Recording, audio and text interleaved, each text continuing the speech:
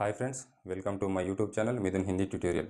Friends, ఈరోజు మనం discussion చేసుకోబోయే క్లాస్ ఏంటి అంటే, గతంలో మనము టెన్సెస్కి సంబంధించి సింపుల్ టెన్స్ నేర్చుకోవడం జరిగింది. ఆ సింపుల్ టెన్స్ కూడా present simple, fast simple, future simple అని సింపుల్ టెన్స్ నేర్చుకోవడం జరిగింది. ఈరోజు కంటిన్యూస్ టెన్స్ని మనం నేర్చుకోబోతున్నాము. కంటిన్యూస్ అంటే present continuous, fast continuous, future continuous. ఈ మూడు రకాల టెన్స్ని ఈరోజు మీకు నేర్పబోతున్నాను. ఇది చాలా ఇంపార్టెంట్ అనమాట, ఈ కంటిన్యూస్ టెన్స్ అనేది. ఎందుకంటే నిత్య జీవితంలో మనము ప్రతిదీ ఏదైతే చేస్తుంటామో అది కంటిన్యూస్ టెన్స్లోకి వెళ్తూ ఉంటుంది అనమాట.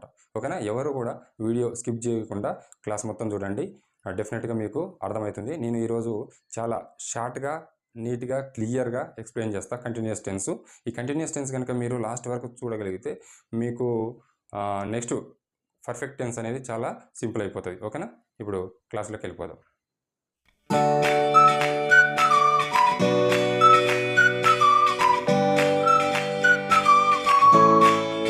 ఇప్పుడు మీకు ప్రజెంట్ కంటిన్యూస్ టెన్స్ గురించి నేర్పిస్తాను. చూడండి, మీరు ఇప్పుడు బోర్డు మీద చూసుకున్నట్టయితే మీకు కంటిన్యూస్ టెన్స్ కనపడుతుంది. ఏ continuous tense? Present continuous tense. టెన్సెస్లో ప్రజెంట్, ఫాస్ట్, ఫ్యూచర్ మూడు ఉంటాయి కదా. అందులో ఈ ప్రజెంట్లో సింపుల్ టెన్స్ నేర్పాను ఆల్రెడీ. ఒకటి ఫస్ట్ సబ్ టెన్స్లలో సింపుల్ నేర్పాను. రెండో టెన్స్ ఏంటిది? Continuous tense. అందుకే ప్రజెంట్ కంటిన్యూస్ టెన్స్, ఇది రెండో టెన్స్ అనమాట. ఓకేనా? నెక్స్ట్ మనకి పర్ఫెక్ట్ టెన్స్ వస్తుంది, తర్వాత పర్ఫెక్ట్ కంటిన్యూస్ టెన్స్ వస్తుంది. ఓకేనా? ఇది రెండో సబ్ టెన్స్ దేంట్లో? ప్రజెంట్లో. దీని తర్వాత నెక్స్ట్ ఈరోజు ఈ క్లాస్లోనే పాస్ట్ కంటిన్యూస్ నేర్పుతాను, ఫ్యూచర్ కంటిన్యూస్ నేర్పుతాను. ఓకేనా? ఇప్పుడు చూడండి, స్ట్రక్చర్ ఏం లేదు.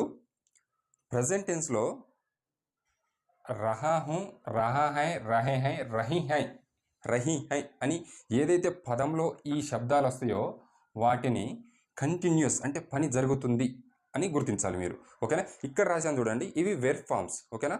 సోనా అంటే నిద్రించడం, కేల్నా అంటే ఆడటం, హస్నా అంటే నవ్వటం, గుమ్నా అంటే తిరగటం, దేఖ్నా అంటే చూడటం. అంటే ఈ 5 పదాల మీద ఒక వాక్య నిర్మాణం ఎలా చేయాలో ఈ క్లాస్లో నేర్పుతాను.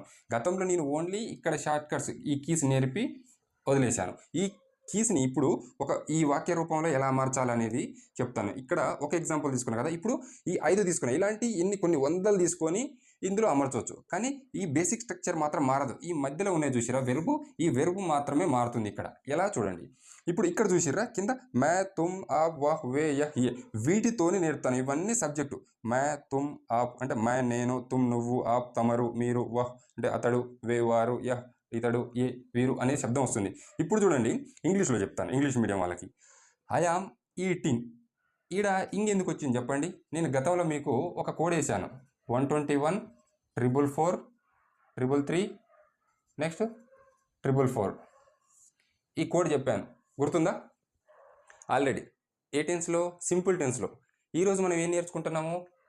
కంటిన్యూస్ నేర్చుకుంటున్నాం. అంటే ప్రజెంట్లో కూడా V4 వస్తుంది, పాస్ట్లో కూడా ఈరోజు V4 వస్తుంది, ఫ్యూచర్లో కూడా V4 వస్తుంది. వెర్బ్ యొక్క 4వ రూపం వస్తుంది. దేంట్లో? కంటిన్యూస్ టెన్స్లో. ప్రజెంట్ కంటిన్యూస్లో 4వ రూపంలోనే ఉంటుంది, పాస్ట్ కంటిన్యూస్లో 4వ రూపంలో ఉంటుంది, తర్వాత ఫ్యూచర్ కంటిన్యూస్లో కూడా 4వ రూపంలో ఉంటుంది. ఈ వెర్బ్ ఫామ్స్. ఈ వెర్బు ఇప్పుడు ఇంగ్లీష్లో ఈట్ అని తీసుకుంటే మొదటిది ఏమొస్తుంది? ఈట్. రెండోది ఏమొస్తుంది? ఏట్. మూడోది వస్తుంది ఈటెన్. నాలుగవది ఏమొస్తుంది? ఈటింగ్. చూసారా? ఇంగ్ అనే ఫామ్ ఇందులో వస్తే ఈ వెర్బుని 4వ రూపంలో ఉందని గుర్తించాలి. ఓకేనా? I am eating. ఇక్కడ ఐ ఏమైంది? సబ్జెక్ట్ అయిపోయింది. ఓకేనా? ఇది సబ్జెక్ట్. యామ్ ఈజ్ ఆర్ అనేది ఈ స్ట్రక్చర్లో వస్తుంది. అంటే ఉన్నాను అంటే ఇది ప్రజెంట్ కదా. ఉన్నాను, ఇప్పుడు నేను ఉన్నాను అంటే ఖాళీగానైనా ఉన్నాను, చేస్తూనైనా ఉన్నాను, చూస్తూనైనా ఉన్నాను, మాట్లాడుతూ ఉన్నాను, చేస్తూ ఉన్నాను, తర్వాత చూపిస్తున్నాను, ఇలాంటి మొత్తం కూడా ఉన్నాను అనే శబ్దం వస్తుంది కదా. దీనికి యామ్ ఈజ్ ఆర్ వస్తుంది. ఏది? సబ్జెక్ట్ తర్వాత. ఏ టెన్స్లో? కంటిన్యూస్ టెన్స్లో. ఓకే, ఇది వాక్య నిర్మాణంలో అమర్చే విధానం. చూడండి, ఐ అంటే సబ్జెక్టు, యామ్ హెల్పింగ్ వెర్బు, తర్వాత వెర్బు యొక్క 4వ రూపం చూడండి, ఈటింగ్. ఈటెన్ ఈటింగ్ కదా, ఇది 4వ రూపం కాబట్టి ఇంగ్ వచ్చింది. అదర్ వర్బ్ ఇక్కడ లేదు. ఓకే, ఇప్పుడు ఇంగ్లీష్ వాళ్ళు పెట్టండి. ఇక నెక్స్ట్ హిందీలోకి రండి. మే అంటే ఏంది? నేను. కా రహా హూ. ఖానా అంటే తినటం. ఓకేనా? గత వీడియోలో కూడా చెప్పాను నేను. రహనా అంటే ఉండటం. ఇందులో ఖానాలో ఫస్ట్ లెటర్ తీసుకోండి, రహనాలో ఈ 2 లెటర్స్ తీసుకోండి. ఓకేనా. కా రహ, కా రహ తీసుకొని హూ అంటే యామ్, ఇంగ్లీష్లో యామ్, హిందీలో హూ, హూ అనే శబ్దం వస్తుంది. అంటే నేను, కా అంటే తినటం, ఇది ఉండటం,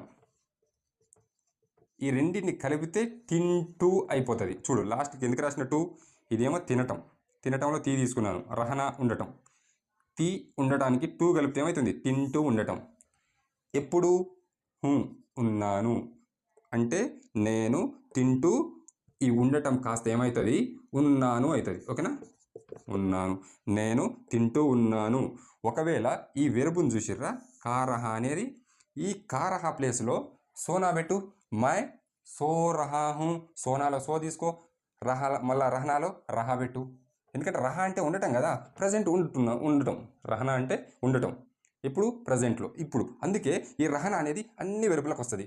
సో, సో రహా హూ, కేల్, కేల్నా అంటే ఆడటం, కేల్ రహా హూ, హస్నా అంటే నవ్వటం, హస్ రహా హూ, గుమ్నా అంటే తిరగటం, గుమ్ రహా హూ, దేఖ్నా అంటే చూడటం, దేక్ రహా హూ. ఓకేనా, ఇట్లా ఇది ఇక్కడ వెర్బ్ ఫామ్స్ మార్చడం. ఒకవేళ ఇక్కడ మై ప్లేస్లో తుమ్ పెట్టు, తుమ్ కా రహా హై వస్తుంది, హూ రాదు. అప్పుడు ఏమొస్తుంది ఇక్కడ, తుమ్ కా రహా హై. ఓకేనా, తర్వాత ఇక్కడ తుమ్ రాస్తున్నా చూడండి, మీరు చూడండి, తుమ్ కా రహా హై అంటే నువ్వు తింటున్నావు. ఒకవేళ కా రహా ప్లేస్లో సోనా పెట్టు, తుమ్ సో రహా హై, నువ్వు నిద్రపోతున్నావు, తుమ్ కేల్ రహా హై. ఇవన్నీ కన్ఫ్యూజన్గా ఉంది, ఇవన్నీ మీకు ఇవన్నీ చెడిపేస్తున్నాను చూడండి. తుమ్ కేల్లో కేల్, తుమ్ కేల్ रहना కదా, sorry ego రహా, Tum Khel రహా high, Tum has రహా high, తుమ్ గుమ్ రహా హై, తుమ్ దేక్ రహా హై. అంటే నువ్వు నిద్రపోతున్నావు, నువ్వు ఆడుతున్నావు, నువ్వు నవ్వుతున్నావు, నువ్వు తిరుగుతున్నావు, నువ్వు చూస్తున్నావు, చూస్తూ ఉన్నావు. అంటే ప్రజెంట్. ఓకేనా, రైట్, ఇది అయిపోయింది, ఇది కూడా అయిపోయింది కదా. ఇప్పుడు చూడండి, ఆప్, ఆప్ కా రహే హై వస్తుంది. ఎందుకంటే నేను గతంలో చెప్పాను, మన ఛానల్లో ఒకటే ఫార్ములా ఉంటుంది వీటిని గుర్తుపెట్టుకోవడానికి. చూడండి, ఆప్ అంటే మీరు, ఒకరికంటే ఎక్కువ ఉంటారు కదా, ఆప్ కా రహే హై వస్తుంది. ఆల్రెడీ గిల్లాక మై అన్నప్పుడేమో రహాహం వచ్చింది. ఓకేనా, తుమ్ వచ్చినప్పుడేమో ఇది వచ్చింది రహా హై. ఇప్పుడు రహే హై వస్తుంది ఎప్పుడు, ఆప్ వచ్చినప్పుడు. ఆప్ కా రహే హై, ఒకటికంటే ఎక్కువ ఉంది కదా, ఇక్కడ డాట్ వస్తుంది. ఓకేనా, ఆప్ కా రహే హై. చూడండి, ఆప్ సో రహే హై, ఆప్ ఖేల్ రహే హై, ఆప్ హస్ రహే హై, ఆప్ గుమ్ రహే హై, ఆప్ దేక్ రహే హై. వచ్చిందా, అంటే మీరు నిద్రపోతున్నారు, మీరు ఆడుతున్నారు, మీరు నవ్వుతున్నారు, మీరు తిరుగుతున్నారు, మీరు చూస్తున్నారు. ఓకేనా, ఇప్పుడు ఆ ప్లేస్లో వే పెట్టండి, వారు, వే కా రహే హై, డాట్ తీసింది, వే కా రహే హై అంటే వారు తింటూ ఉన్నారు. ఇప్పుడు ఇక్కడ వారు వచ్చింది కదా, ఈ వెరువు మార్చేసేయండి, ఖానా ప్లేస్లో సోనా పెట్టండి, వే సో రహే హై, వే కేల్ రహే హై, వే హస్ రహే హై, వే గుమ్ రహే హై, వే దేక్ రహే హై. అర్థమైందా, అంటే వారు నిద్రపోతున్నారు, వారు ఆడుతున్నారు, వారు నవ్వుతున్నారు, వారు తిరుగుతున్నారు, వారు చూస్తున్నారు. ఓకేనా, వే అయిపోయింది, నెక్స్ట్ రహి కూడా అయిపోయింది. ఇప్పుడు మిగిలింది ఏంది, రహి ఒకటి వస్తుంది. రహి అంటే స్త్రీలింగం కదా, అప్పుడు వహ్ పెట్టండి, అంటే వహ్ అంటే ఆమె కూడా వస్తుంది. వహ్ స్త్రీలింగం కదా, మరి స్త్రీలింగం అంటే కిందికి రావాలి కదా. చూడండి, వహ్ కా రహి హై అంటే ఆమె తింటున్నది. వహ్ కేల్ రహి హై, కేల్ పెట్టండి, ఇక్కడ కేల్ పెడితే వహ్ కేల్ రహి హై, వహ్ హస్ రహి హై, వహ్ గుమ్ రహి హై, వహ్ దేక్ రహి హై. అంటే ఆమె నిద్రపోతుంది, ఆమె ఆడుతుంది, ఆమె నవ్వుతుంది, ఆమె తిరుగుతుంది, ఆమె చూస్తుంది. ఓకేనా, ఇట్లా అంటే రాస్తే చాలా టైం వేస్ట్, మీకు చాలా ఎక్కువ మెటీరియల్ అందించలేనని చెప్పేసి స్పీడ్గా వీడియో లెంత్ అవుతుందని చెప్పేసి స్పీడ్గా చెప్తున్నాను, మీరే గుర్తుంచుకోండి. ఇక్కడ నేను చేయబెట్టానంటే ఈ వెర్బ్ ఫామ్స్ వచ్చి ఇక్కడ ఉంది అని అర్థం. ఓకేనా, అంటే ఇది మారదు, సబ్జెక్ట్ మారదు, సబ్జెక్ట్ తర్వాత వెర్బ్ ఏదైతుందో ఈ వెర్బులను తీసుకొచ్చి కూర్చోబెడుతున్నాను. ఇలాంటి వెర్బులు కొన్ని వేలైనా వందలైనా కానీ ఇవి వచ్చి ఇక్కడ కూర్చుంటే లాస్ట్ వెర్బు తర్వాత వచ్చే ఈ పదం ఉంది చూసినావా, ఈ రహాహు రహే హై రహి హై ఎందుకు రాసిన, ఇది ఇండివిజువల్గా వర్తిస్తుంది. నేను అన్నప్పుడు ఇది వర్తిస్తుంది దీనికి, తర్వాత రహా హై అంటే అతడు అన్నప్పుడు వర్తిస్తుంది. వారు అంటే ఒకరికంటే ఎక్కువ ఉన్నప్పుడు ఇది వర్తిస్తుంది. ఇది స్త్రీలింగం రహీ హై, అర్థమైందా? ఇది రహీ అన్నప్పుడు స్త్రీలింగం.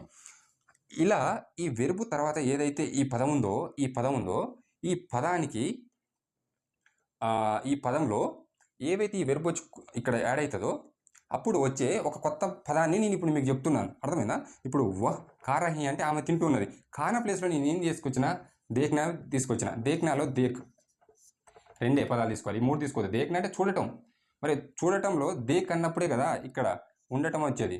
మరి పూర్తిగా దేఖ్నా అనేది పెట్టకూడదు. అంటే ఆమె చూడటం ఉంది, ఆమె చూడటం ఉంది అనలేం కదా తెలుగులో, చూస్తూ ఉంది అనాలి. చూస్తూ ఉంది అంటే మరి ఉంది అనటానికి హిందీలో రహీ, అంటే రహన అంటే ఉండటం కదా, అందులో రహీ తీసుకున్నాం. ఓకేనా? చూడండి, వహ్ దేఖ్ రహీ హై ఇక్కడ పెడుతున్నాను అనమాట. ఈ వెర్బుల్ తీసుకొచ్చి ఇక్కడ పెడుతున్నాను, అర్థమైందా?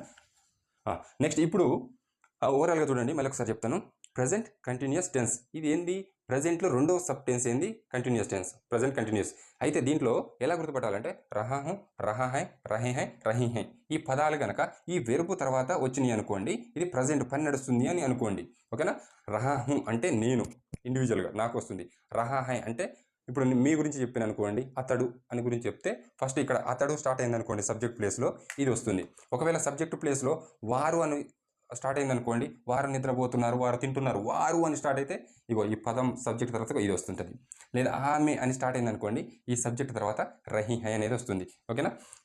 ఇప్పుడు ఇంగ్లీష్లో చూడండి, ఐ ఆమ్ ఈటింగ్. ఈటింగ్ అని ఎందుకన్నాము? ఇందులో వెర్బు 4వ రూపం కావాలి. ఒకవేళ వెర్బు 3వ రూపం ఉందనుకో ఈట్ అని తీసుకుంటాం, వెర్బు 2వ రూపం ఉందనుకో ఏటు తీసుకుంటాం. ఓకేనా? ఐ ఆమ్ ఈట్ అనలేం కదా, ఐ ఆమ్ ఈటింగ్ అంటాం.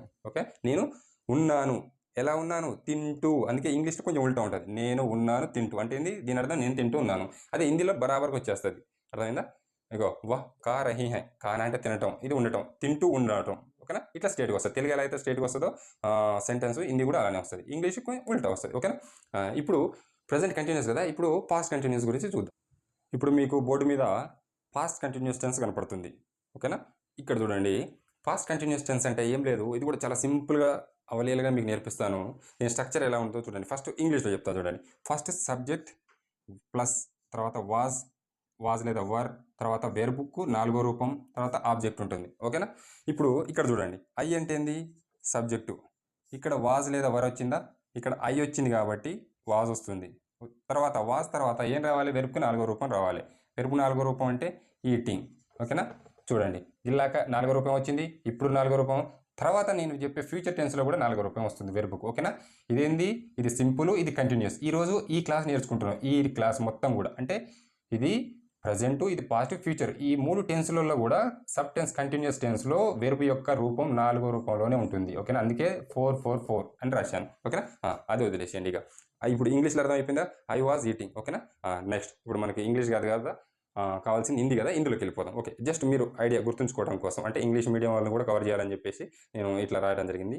ఇంకొంతమంది ఏంటంటే కొంచెం ఇంగ్లీష్ అలవాటు పడి ఉంటారు కదా, వాళ్ళు కూడా ఇక్కడ నుంచి హిందీలోకి తీసుకొని పోతే అర్థమవుతుందని చెప్పేసి నేను ఇంగ్లీష్ స్ట్రక్చర్ వేసాను. ఓకే, రైట్, ఇది వదిలేసేయండి. ఇప్పుడు హిందీలోకి పోదాం.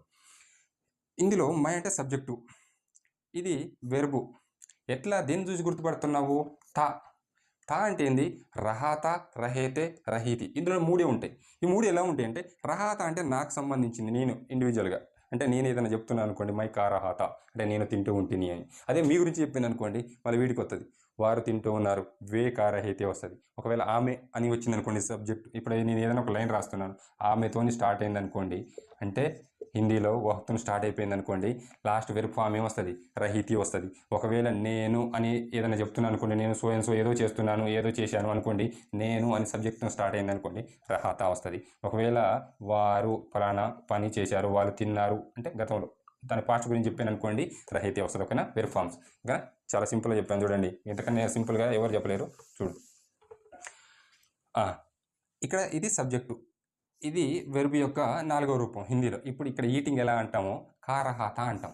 అంటే తా గుర్తుపెట్టుకోవాలి మీరు, రహాత అంటే నేను తింటూ ఉన్నాను. ఈ వెర్బులో ఇంకా తీసుకొచ్చి నేను ఈరోజు మీకు ఈ 5 నేర్పుతాను కదా. సోనా అంటే, సోనాలో ఒక అక్షరం తీసుకురా. సోనా అంటే నిద్రించడం కదా, నిద్రించడంలో సో తీసుకురా. ఎక్కువ ఏముద్దు మనకి, ఓకేనా? మై సో రహాత సేమ్ ఉంటుంది, ఇది తీసేసేయండి. మై సో రహాత, ఎందుకంటే ఈ సోనాని ఇక్కడ తీసుకొచ్చి పెట్టాను, కాబట్టి సోనాలో ఒక పదాన్ని ఇక్కడ తీసుకొచ్చి పెట్టాను. అంటే ఈ ఇక్కడ రాసిన పదం ఇక్కడ ఉందనుకోండి నా చేతి దగ్గర, ఇక్కడ ఏ పదం ఉందో ఆ పదం ఇక్కడ చేతి దగ్గర ఉందనుకోండి. మై సో రహాత, మై కేల్ కేల్ రహాత, మై హస్ హస్ రహాత, మై గుమ్ గుమ్ రహాత, మై దేక్ దేక్ రహాత. అర్థమైందా? అంటే నేను తింటూ ఉంటిని గతంలో, నేను నిద్రపోతూ ఉంటిని, నేను ఆడుతూ ఉంటిని, నేను నవ్వుతూ ఉంటిని, నేను తిరుగుతూ ఉంటిని, నేను చూస్తూ ఉంటిని. ఎప్పుడు? గతం, పాస్ట్ అయిపోయింది. కాబట్టి ఈ వేర్ ఫార్మ్స్ ఇక్కడ తీసుకొచ్చి పెట్టండి, ఇక్కడ తీసుకొచ్చి పెట్టండి. తా లాస్ట్కి వస్తుంది. దేనికి తా వస్తుంది? నేను అనేదానికి తా వస్తుంది. ఒకవేళ నువ్వు అన్నా కానీ తుమ్ కా రహాత, ఓకేనా? తుమ్ so రహాత, Tum Khel రహాత, Tum has రహాత, తుమ్ గుమ్ రహాత, తుమ్ దేక్ రహాత, ఓకేనా? మైకి తుమ్కి సేమ్ రహాత వస్తుంది. ఎప్పుడు రహైతే వస్తుంది అనుకోండి, ఇక్కడ వే పెట్టండి. ఇక ఎందుకు వే పెట్టండి? ఇక్కడ జట్క పైకి ఎప్పుడైతే వచ్చిందో బహువచనం వే, వారు, వే కా రహే. మరి ఇక్కడ పైకి జట్కు వస్తే ఈడ ఎందుకు కిందికి ఉంటుంది? ఇది కిందికి ఉంటుందా? ఇది కూడా ఉండదు, ఇది కూడా పైకి పోతుంది. వే కా రహే, తా ఇది ఉంటుందా? తా ఉండదు కదా, ఈ జట్క కూడా పైకి పోతా ఉంటుంది. ఏమవుతాం? కిందికి ఉంటుందా? వే కా రహేతే. చూడండి, వారు తింటూ ఉండిరి, వే సో రహేతే, వారు నిర్దిస్తూ ఉంటిరి. వే ఖేల్ రహేతే, వారు ఆడుతూ ఉంటిరి. వే హస్ రహేతే, అంటే ఈ హస్ని తీసుకొచ్చి ఇక్కడ పెడుతున్నాను అనుకోండి, ఇది మూస్తున్నాను, దీని ప్లేస్లో ఈ వెర్బులు వచ్చి ఇక్కడ కూర్చుంటున్నాయి, అప్పుడు ఇది మారుతుంది ఇలా. వే హస్ రహేతే, వే గుమ్ రహేతే, వే దేక్ రహేతే. అంటే వారు నిద్రించిరి, అంటే నిద్రించున్నారు అంటే గతంలో అయిపోయింది. వారు ఆడి ఉన్నారు, వారు నవ్వి ఉన్నారు, వారు తిరిగి ఉన్నారు, అంటే వారు చూసి ఉన్నారు, అంటే గతం సంబంధించినటువంటిది ఇదనమాట మొత్తం. ఇప్పుడు మే అయిపోయింది, తుమ్ అయిపోయింది. ఇక ఆ పన్నా కూడా సేమ్, జట్క ఏకవచనం కాబట్టి, అది ఆపండి బహువచనం కాబట్టి జట్క పైకి వస్తుంది, అక్కడ హై వస్తుంది, ఓకేనా? జట్క తర్వాత హై వస్తుంది, ఇక్కడ బిందు వస్తుంది. ఇప్పుడు ఆప్కి. నెక్స్ట్ ఇప్పుడు వే చెప్పాను కదా, వహ అంటే సేమ్ మాత్ర బరాబర్ వస్తుంది. వహ్ కా రహాత, ఓకేనా? అంటే అతడు, దానికి సంబంధించి వస్తుంది. ఇప్పుడు రహితి, ఇది స్త్రీలింగం. స్త్రీలింగం అంటే ఆమె, అంటే వహ పెట్టండి, అంటే వహ అంటే అతడు, ఆమె, అది అని వస్తుంది కదా. వహ్ కా రహేతే అనొద్దు, మళ్ళీ సేమ్ ఈ రహితి ఏది ఉందో ఇక్కడ తీసుకొచ్చి పెట్టండి, రహితి. వహ్ కా రహితి అంటే ఆమె తింటూ ఉండెను. మళ్ళీ ఈ కా ప్లేస్లో ఇంకా ఇవన్నీ తీసుకొచ్చి పెట్టండి. ఆమె మారదు, తినటం అయితే మారదు. కానా ప్లేస్లో చూడటం పెట్టు, నవ్వటం పెట్టు, తిరగటం పెట్టు, చూడటం పెట్టు, నిద్రించడం పెట్టు, ఏదైనా పెట్టు. ఆమె సో రహితి, ఆమె నిద్రిస్తూ ఉండేను. వా కేల్ రహితి, ఆమె ఆడుతూ ఉండేను. వహ్ హస్ రహితి, ఆమె నవ్వుతూ ఉండేను. వహ్ గుమ్ రహితి, ఆమె తిరుగుతూ ఉండేను. వహ్ దేక్ రహితి, అంటే ఆమె చూస్తూ ఉండేను. ఓకేనా? ఇది జనరల్గా దీని యొక్క పాస్ట్ కంటిన్యూస్ యొక్క స్ట్రక్చర్, ఓకేనా? ఓవరాల్గా మీరు ఏం గుర్తుపెట్టుకోవాలంటే, ఈ పదము కనుక హిందీలో ఎంత పెద్ద పదమైనా ఉండని రాయనియండి, సబ్జెక్ట్ కాంచి స్టార్ట్ అయ్యి ఆబ్జెక్ట్ వరకు ఏది రాసినా కూడా మధ్యలో గనక వెర్బ్ ఫామ్ కనుక రహాత, రహేతే, రహితి కనుక కనపడదనుకోండి, రహేతే జట్క పైకి వస్తే మీరు అనుకోండి, అరే ఒక్కరు కాదు ఇక్కడ ఇద్దరు ఉన్నారు అంటే వారు అని అనాలి కదా తెలుగులో. మీరు బ్లైండ్గా గుర్తు రావాలి, ఓకేనా? ఒకవేళ రహితి వచ్చిన, అరే ఇది మహిళలకు సంబంధించిన పదము, ఇది ఏకవచనమైన బహువచనమైనా కానీ ఇది స్త్రీలింగము అని గుర్తుపట్టాలి. ఇక్కడ వెర్బ్ ఫామ్స్లో రహితి వస్తే ఒకరికన్నా ఎక్కువ ఉన్నారని గుర్తుపట్టగలగాలి. రహాత అని వచ్చింది అనుకోండి, నేను నాకు సంబంధించిన కానీ లేకపోతే అతడి గురించి చెప్పేటప్పుడు కానీ రహతా గురించి వస్తుందని చెప్పేసి మీరు గుర్తుపట్టగలగాలి. ఏది సబ్జెక్ట్ తర్వాత ఈ వెర్బ్ ఫామ్స్ ఏదైతే వస్తుందో ఈ 3 వెర్బ్ ఫామ్స్ని మీరు గుర్తుపట్టగలిగితే ఈ కంటిన్యూస్లో నేను గుర్తుపట్టగలను. ఏ కంటిన్యూస్? Past continuous. అర్థమైందా? అంటే గతంలో జరుగుతుండెను, అర్థమైందా? పాస్ట్ కంటిన్యూస్ టెన్స్కు సంబంధించి ఇది మ్యాటరు. ఇప్పుడు నెక్స్ట్ ఫ్యూచర్ కంటిన్యూస్ని నేర్చుకుందాం. ఇప్పుడు మీరు ఫ్యూచర్ టెన్స్లో కంటిన్యూస్ టెన్స్ని చూడవచ్చు. అంటే ఫ్యూచర్ టెన్స్లో సబ్ టెన్స్ ఫ్యూచర్ కంటిన్యూస్ టెన్స్ని చూడవచ్చు. దాని యొక్క స్ట్రక్చర్ ఎలా ఉంటుందంటే, ఫస్ట్ ఇంగ్లీష్లో చెప్తే చూడండి, subject plus will be plus verb యొక్క 4వ రూపం ఆబ్జెక్ట్ ఉంటుంది, ఓకేనా? సబ్జెక్ట్ అంటే ఏం లేదు, ఐ సబ్జెక్ట్ విల్ బీ, ఓకేనా? విల్ బీ వచ్చింది. V4 అంటే 4వ రూపం, ఈట్ ఈటెన్ ఈటింగ్, ఈకి 4వ రూపం కాబట్టి వచ్చింది, ఓకేనా? క్లియరా? I will be eating. ఇలాకేమన్నాము, గతంలో ఐ వాస్ అని వాడాం కదా, ఇప్పుడు ఇదేంటిది? I will be eating. ఇప్పుడు ఇందులోకి వెళ్ళిపోదాం. మే అనేది సబ్జెక్టు, కా రహా హుంగా, ఓకేనా? ఈ హుంగా అనేది ఈ హుంగాని బట్టి ఈ వెర్బ్ యొక్క రూపాన్ని మనం గుర్తుపట్టగలగాలి. ఎలా అంటే రహా హుంగా అంటే ఇది వెర్బ్ యొక్క 4వ రూపం ఇక్కడ ఎక్కడైతే వస్తుందో ఈ వెర్బ్ యొక్క 4వ రూపం రహా హుంగా. ఇక్కడ చూడండి ఇందులో కీవర్డ్స్ రహా హుంగా అంటే నాకు సంబంధించి ఇండివిజువల్గా నేను భవిష్యత్తులో తింటూ ఉంటాను లేదా చేస్తూ ఉంటాను లేకపోతే నిద్రిస్తూ ఉంటాను లేకపోతే ఆడుతూ ఉంటాను లేదా తిరుగుతుంటాను చూస్తూ ఉంటాను అంటే భవిష్యత్తులో. ఓకేనా, భవిష్యత్తులో పని జరుగుతుంటుంది కంటిన్యూస్, అందుకే ఫ్యూచర్ కంటిన్యూస్ అన్నారు. ఓకేనా, ఇప్పుడు రహా హోగా అంటే అతడికి సంబంధించి, రహే హోంగి అంటే వారికి సంబంధించి, రహీ హోగి అంటే ఆమెకి సంబంధించి. ఏం లేదు, సీదా తీసుకొచ్చి పెట్టండి. ఇక సబ్జెక్ట్ మే ఉంది, కా రహా హోంగా. ఒకవేళ ఈ కా ప్లేస్లో ఇవన్నీ తీసుకొచ్చి పెట్టండి.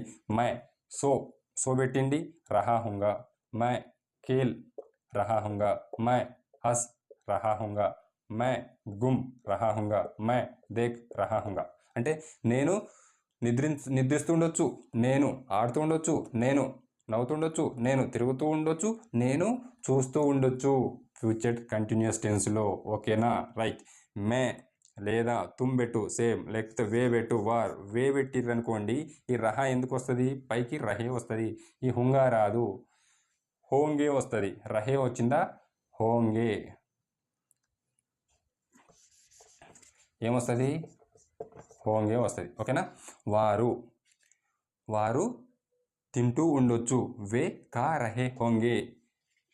ఇది తీసేయి, మే ఎందుకు, వే కదా, వే కా రహే హోంగే. ఖానా ప్లేస్లో ఖేల్నా పెట్టు, వే ఖేల్ రహే హోంగే, వే హస్ రహే హోంగే, వే గుమ్ రహే హోంగే, వే దేక్ రహే హోంగే. ఓకేనా, వే తర్వాత ఆమె పెట్టు, వాహ్ అంటే ఆమె, అంటే ఆమె వచ్చింది అనుకోండి రహే ఎందుకు వస్తుంది, రహీ వస్తుంది కదా. హోగా ఎందుకు వస్తుంది, హోగి వస్తుంది కదా. చూడండి, అంటే నేను ఇలాగనే చెప్పాను, ఇది మనకి ఇండివిజువల్గా వస్తుంది, ఇది అతడు అనే సందర్భంలో వస్తుంది, ఇది వారు అని మనం ఎప్పుడైతే చెప్తామో వారు అనే సందర్భంలో వస్తుంది, ఆమె అనే సందర్భంలో వస్తుంది. ఇప్పుడు ఏమంటున్నా, ఆమె కా రహీ హోగి అంటే ఆమె తింటూ ఉండొచ్చు, వహ్ ఆమె సో రహీ హోగి ఆమె నిద్రిస్తూ ఉండొచ్చు, వే కేల్ రహీ హోగి ఆమె అది ఆడుతూ ఉండొచ్చు, వే హాస్ రహీ హోగి ఆమె నవ్వుతూ ఉండొచ్చు, వే గుమ్ రహీ హోగి ఆమె తిరుగుతూ ఉండొచ్చు, వే దేక్ రహీ హోగి ఆమె చూస్తూ ఉండొచ్చు. ఓకేనా, ఇది అంటే ఈ వెర్బు ఈ ప్లేస్లో ఇవన్నీ తీసుకొచ్చి ఇక్కడ అప్లై చేస్తే జస్ట్ ఇక్కడ మాత్రము ఈ వెర్బు మారుతుంది తప్ప ఇక్కడ సబ్జెక్టు మారదు, ఇక్కడ లాస్ట్ ఉండే కీవర్డు మారదు. ఓకేనా, ఈ రహా హోగా, రహే హోంగే, రహీ హోగి అనేది దేని బట్టి వస్తుంది, ఇక్కడ ఉండే సబ్జెక్టుని బట్టి ఇక్కడ ఇవి వారతాయి. ఇక్కడ నేను అని వస్తే రహా వస్తుంది, ఇక్కడ మాత్రం సింగిల్ ఏకవచనం కాబట్టి. అదే వారు అంటే బహువచనం కాబట్టి ఇది పైకి పోతే ఇది హోంగే కూడా పైకి పోతుంది.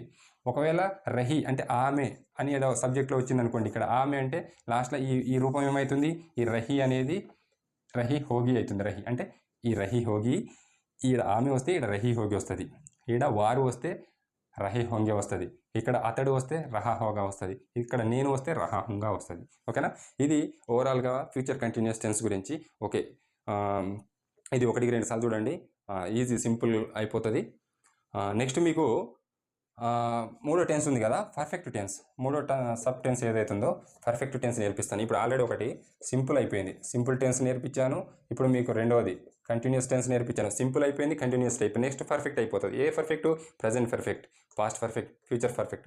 ఈ 3 సబ్ టెన్స్ని నేను మళ్ళీ ఒక నెక్స్ట్ వీడియోలో చెప్తాను. ఓకేనా, ఎవరైనా కొత్తగా మన ఛానల్ని కనుక చూస్తున్నట్లయితే మీరు తప్పకుండా సబ్స్క్రైబ్ చేసుకోండి, లైక్ చేయండి, మీ ఫ్రెండ్స్కి షేర్ చేయండి, ఎవరైనా హిందీ నేర్చుకోవాలని ఇంట్రెస్ట్ ఉన్న వాళ్ళు ఉంటే. ఓకేనా, ఇలాంటి మరిన్ని మంచి వీడియోలతోని మళ్ళీ కలుద్దాం.